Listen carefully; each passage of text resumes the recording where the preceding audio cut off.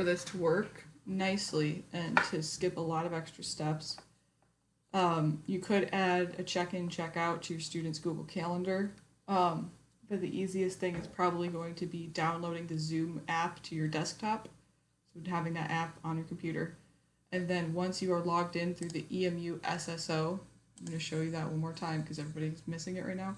Go over here to SSO and type EMISH. That way you know that you have access and you're linked to the right account. Now if you go to new meeting, you see this link right here. It'll say copy invitation, copy ID.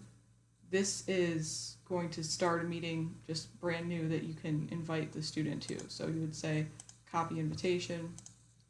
You'd open up a new email to student, and then you'd paste it in here, and it would just be live as long as you were open and on Zoom.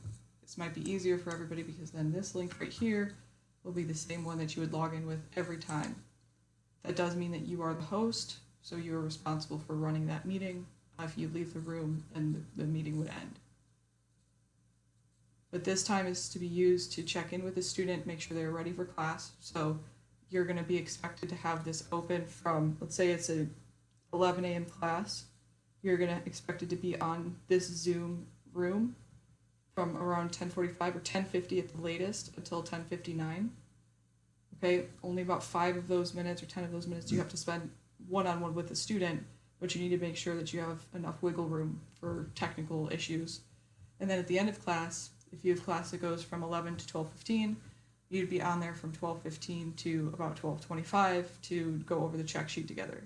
As soon as the student demonstrates that they understand what's on the check sheet, they're screen sharing and showing that with you, you'll be able to let them leave the meeting, and then you'll have the rest of that time to fill out the really quick student observation sheet.